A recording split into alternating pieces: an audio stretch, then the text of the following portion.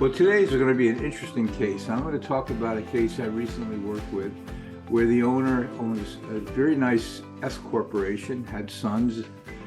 One of them is in the business, but he's married and second wife, and his wife has their own children. And what he's trying to accomplish is really at his death to make sure his company, which is still in existence, pays her an income, and that he gets the marital deduction upon his death.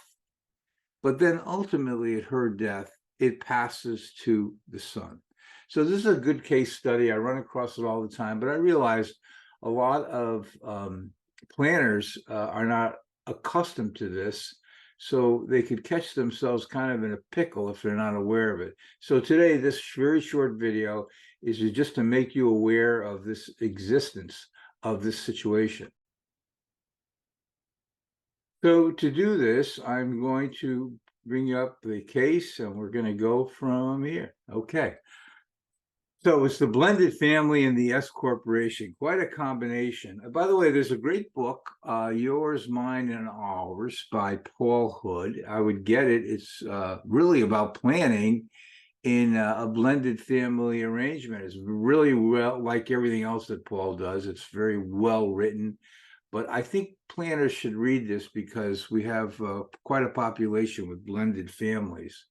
So let's talk about the situation. The summary is, we have a husband that owns an S corporation, and at his death, he wishes to leave to his wife, second marriage, income. And at her death, he wants to leave the stock to the two biological children. The fact pattern is the wife has two biological children. The husband wants to make sure the wife received income, but wants to make sure sons receive the company at her death. Now, if the husband leaves the stock outright to the spouse, she has the power to appoint this asset to her children at her death or anybody else. So another part of this issue was really qualifying for the marital deduction. You see, he can leave it to his wife. And of course, today under the marital deduction, we have 12 point something million, but you know, we have a sunsetting arrangement coming in 2025. Don't know where that's going to be. So you have to plan that that might not be around. So having to qualify for the marital deduction with S corporation is kind of a tricky thing, because you don't want to give the spouse the power to appoint, which is normally what you need with a marital deduction, so you can get that deduction. Because if you give the spouse the power to appoint, she could leave it to someone other than the boys. There's no guarantee.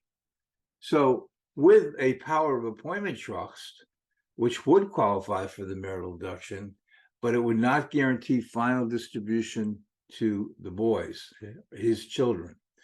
So the spouse has the right to distribute the property to anyone she wishes. And in this case, it could be a biological child.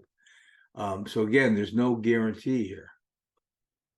So qualifying trust to keep the S corporation. You got to be careful with S corporations because you need qualifying trusts. Because if they're not qualifying, if you leave it to a trust upon death, they have to be distributed within 2 years.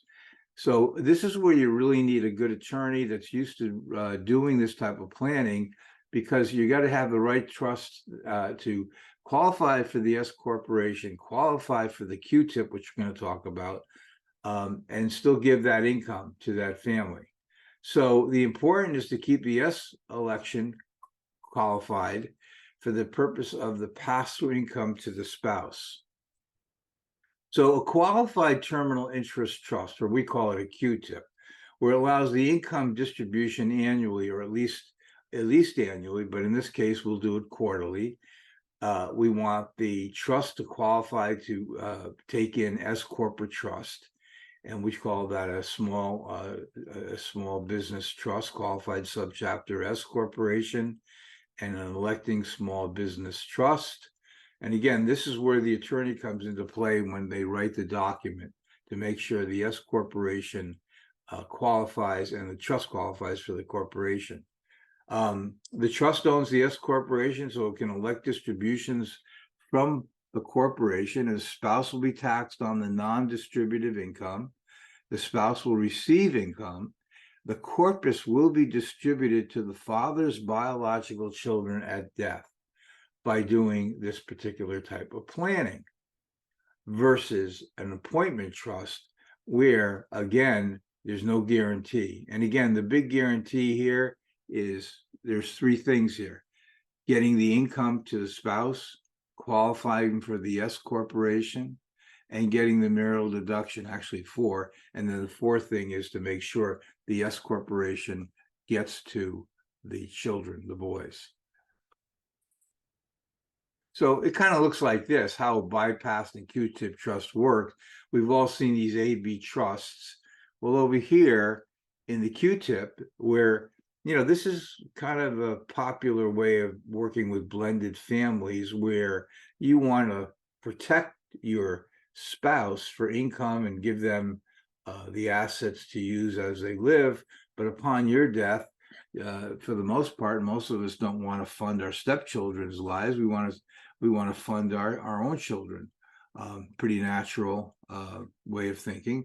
So that's where this S corporation comes into play. The key being the QTIP trust allows for the marital deduction and does all the three things that we've talked about: income, passing to the owner of the estate, and qualifying for the S corporation. Well, I hope this was informative to you. If you have any questions, you can call me. I'll give you that contact. But remember, I wrote a good book, and there's some. If you're in the business growth mode and you want to learn how to grow your business and take oodles of time off, I have it all in this book.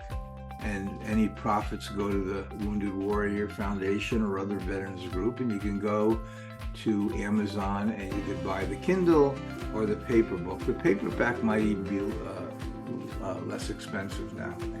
So I want to thank you for taking the time.